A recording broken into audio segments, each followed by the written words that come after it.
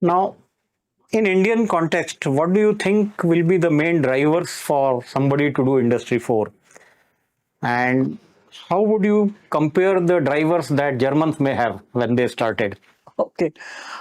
So the main drivers, business drivers for Industry 4.0 are to remain competitive and to grow in your market, in your spread across the globe, and so on. And then this translates in the operational terms into increasing the productivity, reducing the downtime, improving quality, all these things. So there are multiple ways in which this is actually on the ground manifested, but the basic business goal is to remain competitive, to grow, and to increase your market.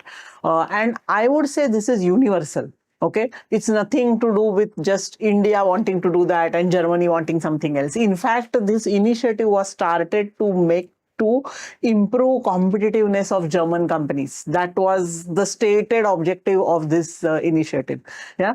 So as far as the goals are concerned, they are more or less similar across the world, but the way of achieving it or the baseline of different countries when they start on this journey, there could be differences in that. Okay. Having said that, do you feel that the way it will happen in India would be same as the way it will happen in Germany, or there will be some specific things for Indian context, Yeah. which will be special to India? I mean. Right. So as I said, the baseline could be different.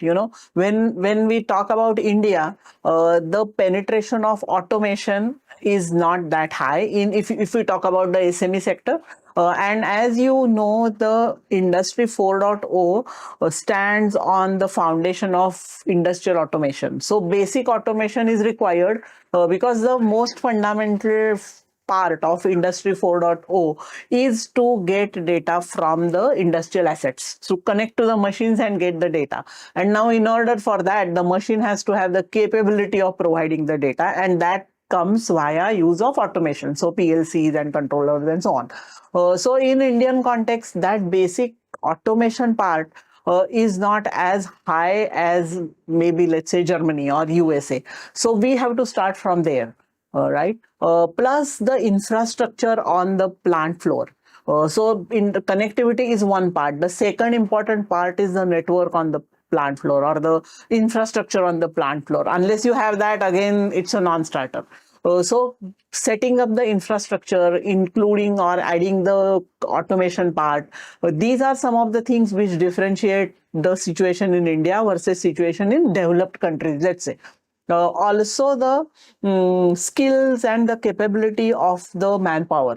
By manpower, I mean the operators who are going to actually use the machines, because again, Industry 4.0 is not only limited to a few executives or management of an industry. It touches each and every person working in that industry, right up to the junior most operator who is working, and their involvement is crucial, and hence their skills, their understanding is important. And again, there is some difference between how it is in India versus how it is in developed countries.